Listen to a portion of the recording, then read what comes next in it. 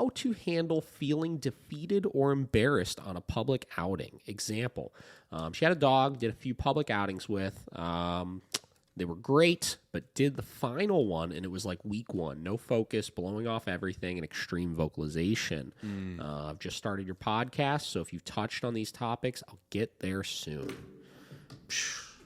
Man, do I know that feeling. Yeah. Yep. Listen, we're kind of jumping all over the place here, but we'll start with that question here. Feeling defeated on your public outings. And this I'm going to make apply to both trainers as well as owners, right? Because it very much is a feeling that all of us across the board have had, whatever avenue of dog training that you're in with your dog, whether you're a force-free trainer, whether you're a balance trainer, whether you're just an owner, whatever, those ups and downs. Oh, yeah. The waves of like, man, we're getting somewhere with this kind of stuff. And then suddenly something happens that just freaking sets your ass back emotionally. Yep. Right. First off, I like to look at situations like that. And first and foremost, I tell everybody, like clients, for example, right? Like, let's take board and trains, right? Because I would say one of the most common things that I used to run into with my clients, and this was a result of not good enough communication of expectations with people, is they would pick up their dog from a board and train. They would think that my dog just did phenomenal, right? I just watched them do all these things perfectly for the trainer, right? The trainer showed me how to do all these things perfectly, right? And they leave the board and train and they go to like a busy park, or they go to a pet store, or they go to Home Depot, or they go to do something that they've seen the dog do successfully so many times, right? And it's like a goddamn shit show, right? Like it's like day one before they even sent the dog to training. It's like nothing got any better, and it's like, did I just waste my money? Did I do a good job? Right? Like, is it the dogs? Shouldn't they know how to work through this? Whatever. Right? And then same deal as trainers, right? As I'm working through the process, I could have, let's take dog reactivity. In a lot of cases is where we'll see this kind of stuff. I could take the dog to like 3 different places and have it walk perfectly past all these other dogs. And it's great. It's like, oh, we're in the clear. And then for whatever reason, that one particular type of dog walks by, that just sets them off, and they just go absolutely bananas. And I'm like, well, what the fuck? Like what is going on? Right. So first off, it's very normal that stuff like this is going to happen. Dogs go through these ups and downs, right? Dogs go through peaks and valleys with their training, right? And it's important to have a very analytical viewpoint on this kind of stuff to figure out, one, what went wrong, right? What did I do incorrectly that didn't prepare the dog for this situation, right? 2, what can I do moving forward to make sure that this doesn't happen again, right? And 3, how do I properly create a blueprint for the owner that's going to allow them to understand that the dog will give them a hard time with some of this stuff throughout the program, and how to go about fixing that stuff? Yeah. Right? So not knowing the context of this individual situation, I know she said the first couple of public outings were like golden with the dog. There was no problems, right? He was really good and this and that. And again, I don't know how this person trains. I don't know what their methodology is, stuff like that. If things were really, really good, I would ask myself then, in this new situation where the dog struggled, was I in a new environment, first off? Were the first 2 public outings in a more simple situation, right? Like, we'll see that we go to Home Depot a couple times with dogs, right? And they do really good there. But then if we go to Edgewater or an outdoor park, they do really poorly. And the only reason for that is that indoor situations for dogs tend to be less pressure. I don't know what it is, but there's something about this just like wide open space everywhere that gets dogs just a little bit more fired up, right? 2, did you run into a situation where if it wasn't a new environment with your dog and you haven't generalized it to a new place, was it just that the place was way busier this time, right? Was there more people? Was there more dogs, right? 3, if it was the same amount of busy, were the types of dogs or types of distractions that you were passing by different, right? Was it more aroused dogs, more out of control dogs that you were passing? Were you passing them with more succession, with less time in between them to let the dog decompress, right? There's so many variables when this comes to this. So as far as tactically looking at it, you need to be able to look at, even if it seems like there's no difference, you need to figure out what the difference was, right? Were you doing it in the morning? Were you doing it in the evening? Were your public outings before, after you did a whole day of training with the dog where the dog was in a much lower state of arousal going into that public outing? Figure out the difference between what happened the times that it was successful and what happened in the times that it wasn't successful, right? It also could be the human element of sometimes as we get further in the program, we start to get in our mind that we're like in the clear, and, we kind of don't pay attention to the little details as much, and we push the boundaries a little bit more, which also causes the explosions, right? Yeah. Could be anything, right? We could dissect that all day long, right? From there, I would look at, if your training is really good, if you've set yourself up where you've taught and established all of these commands extremely well, right? Your expectation of the dog in these scenarios is very clear to them, right? Whether that's your walking positioning, your stationary commands, whatever. And you have yourself in a position where you could tell the dog yes and no in a very clear way, right? So you could reinforce them in a way that they really like, and you could punish them in a way that they really care about. Then you just hold them to the expectation of performing the behaviors and understand that the arousal may shift, right? Yeah. They may be a little bit more excited sometimes or a little bit less excited sometimes, depending on all of those other variables that we discussed, but you still have a means of holding them accountable to the expectation, right? Meaning sometimes I may take my dog to the park and I may make them do a downstay while I'm sitting at a picnic table, and they may be super chill and super calm and laying down and almost taking a nap. And sometimes I may do that and they may be wired and looking around and be really excited about all the things going on around them. But as long as they're still performing the behavior, those ups and downs are okay and will balance out as the dog continues to go to those public outings. Yep. Right? And that's something for owners to be aware of as well, is that when you take your dog to these places, don't worry so much about the energy, don't worry so much about the arousal and stuff. Focus on just the expectation of the dog and holding them to that expectation, right? I did a lesson yesterday with somebody, and we went to the house, and her dog's a little apprehensive of new people and new dogs and stuff like that. And I had her bring her dog out, and she was like, well, he's a little bit nervous around you. He was a little bit kind of grumbly and growly and apprehensive, and he wasn't lunging at me or anything. He was just kind of like hiding behind her. And she's just kind of like letting him do his thing, right? And she was like, well, I have a hard time when I take him new places because I feel like he's just so stressed all the time. I was like, well, by nature, he's a stressed out dog, right? Yeah. But you're not giving direction when he's stressed to help him work through those types of things, right? She wasn't giving him something to focus on so that he could experience the stressful thing and be compliant to her and still keep 50% of his attention on her, right?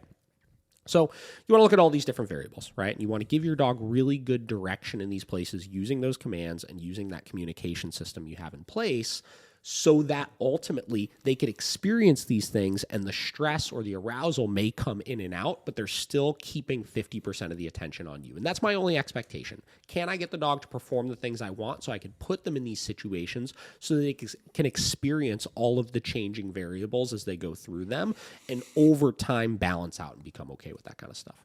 Right? Yeah.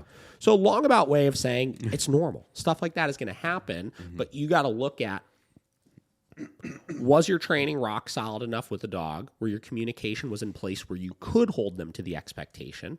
If it wasn't, that's your problem, is that you got lucky the first couple times you took the dog places where they decided they were just going to be calm in that moment. But when push came to shove and they decided they would rather do something else or rather be distracted by other things, your communication system wasn't clear enough to be able to hold them to the expectation of what it is you wanted them to do. And then in addition to that, you need to continue exposing them to that kind of stuff to have those ups and downs, right? And listen, I've had my fair share of situations where I've taken dogs out in public and it's been like literally a freaking nightmare with them, just reacting at everything, freaking out, can't get them to hold a position, they're vocalizing, they're being dramatic, this, that. Yeah. And it's like a mess, you know? And the best thing that I've done in those types of situations, I figure out what is the absolute easiest thing I could ask this dog to do in this moment so that we can end on some sort of success. Usually I'll find the quietest spot in the park, I'll put him into a downstay, and I'll just make him hold that downstay for like 10 minutes, you know? And then I look at, again, was my communication clear enough to be able to ask them to do that? Did I keep my expectation low enough where they could be successful? And then you live to fight another day with it. Yeah. You know? Yeah, for sure. So that's the biggest thing. Stuff like this is hard, you know? And you'll start to experience, I think as you experience problems out in public, because I used to run into a lot more of it than I do now. And I think a lot of it is because when I go into new places, I almost expect them to be a lot worse at this point. So I keep my expectations very moderate usually as they're working through this, because I understand we're kind of playing a marathon with this stuff, not a sprint. And it'll kind of expose holes in your training a little bit, you know, the way that you're training and things that you need to do differently to prepare them for those bigger scenarios. You know? That's where you realize so much emphasis is put on like the teaching stages of training and getting the dog to a place where it's like, you know, they're motivated and they're happy and this and that, but you're never preparing the dog for the situation where they would rather do something else. You know? So I put a lot of my emphasis on the training after I've done those teaching stages of proofing those commands and leveraging little opportunities in their day-to-day with my corrections and with, you know, the motivation that I'm using and stuff like that, so that when I run into those bigger situations, they're much less likely to blow me off. Yeah. Another example of something kind of similar to that, right? I have a client that I worked with yesterday, same deal. Yesterday, we were all over Northeast Ohio. We did like 5 in-home lessons, everywhere from Kirtland to Medina. Oh, geez. We were all over the world. Yeah, cross country. We filmed all of them. They're going to be sweet videos that are going to yeah. be coming up here soon because there were some really good lessons. All right. So another one, first time I worked with this lady, she did a full training program with somebody else. And the dog, just like what we're talking about, the dog was trained. The dog knew all of its commands and stuff like that, but there wasn't any emphasis put on proofing in like real life distractions. This dog is having some of the most horrendous window reactivity that like this lady, I've never seen it like this before, you know? Okay. The dog is losing its mind, biting the window, freaking out, and then turns around and like redirects on the owner and like starts trying to like attack them and stuff. And not like actually injure them, but like just goes full on psycho mode, you know? So I was like, all right, take the dog out. Let's work the dog. You know, I want to see you do some bed commands with the dog. So she goes and gets like turkey breast out of the fridge, you know, and the dog is e-collar trained and stuff. And she's like trying to get the dog to do it and like feeding the dog turkey breast. And the dog's like messing up. And then she's trying to help the dog with the leash. And it was just like, it was kind of sloppy. Yeah. You know, it was sloppy for better terms. And like, as far as training is concerned, but also in addition to that, she was treating the dog as if she was teaching a bed command to the dog. Oh. Right? The dog knows the bed. Yeah, he already knows You know what I mean? Like she spent weeks and weeks, and actually at this point, months, working on her bed command with the dog. And the dog was not performing it because the dog was distracted and nervous that we were in the house. Right? So I told her, I was like, well, would you say that this dog knows the place command? I think she was using place for it. Place, okay. She was like, yeah. I was like, okay, cool. Well, let's hold the dog accountable for doing the place command. So I had her do a process of 3 things, right? Thing number 1 was I said, eliminate all, stop saying anything, right? Because she was just talking to the dog too much to try to coax the dog into getting on the bed. I was like, don't say anything. Just take your leash and just get the dog on the bed 3 times. No, 0 verbal commands, right? She did it 3 times, getting the dog onto the bed, just leash. I was like, okay, cool. So now we know that the dog knows where the target is, right? So now what you're going to do is you're going to give your place command 1 time to the dog. She's like, okay. She said, place. The dog didn't do it. I said, now tell the dog no. She told the dog no, and I corrected the dog at like a 70 on the e-collar. Now, before everybody freaks out about that, the dog is pretty resistant to the e-collar, so that high of a level was like the equivalent of like a 30 for another dog, right? Dog kind of let out like a whoa, like I cared about that, and the dog ran right to the bed, right? Good. I was like, okay, cool. Now release the dog off and do it again. She did it again. Dog flew to the bed. Yeah. I was like, all right, now do it again. Dog flew to the bed. Yeah. Right? I was like, okay, cool. She's like, yeah, well, like, you know, sometimes, you know, he'll get on the place command, or she'll get on the place command, but she won't hold the command. I was like, all right, cool. Drop your leash. She's like, are you sure? I was like, yeah, drop the leash. Drop the leash. We walked into the kitchen, right? The dog kind of like meandered off the bed. Like, what are you guys doing over there? I was like, tell the dog no. She told the dog no, cracked the dog at a 70 again. Dog was like, whoa, turned around, ran right back to the bed. Right? Yeah. Literally, we spent the next 30 minutes going outside. There were people that walked by the front window, which she was literally getting nervous every time it happened because she's like, the dog freaks out anytime this happens. Anytime this happens right here. I was pounding on the door. We had Paige go outside. She's knocking on the door, stuff like that. Could not get the dog wouldn't get off the bed, right? Heck yeah.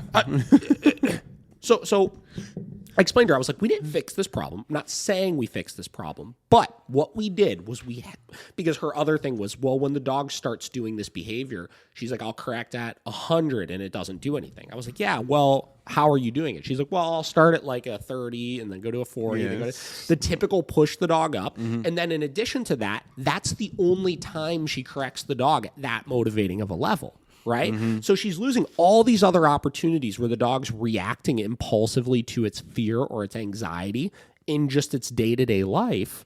So she's not having any leverage for when she runs into that big situation. Yeah. Right? So explain to her, by setting up these scenarios like this and working it in less distracting environments and holding the dog just as accountable for that type of stuff, you gain leverage for the big situations where the dog knows, if I can't even get away with this here, what makes me think I'm going to get away with this over here? Yeah. Right? So I'm saying this because this applies to this question this lady asked as well, where if you're getting your leverage, right, in all of these other situations, once you're past the training stages of things, you're holding the dog very accountable for non-compliance of all of these different things in your day-to-day.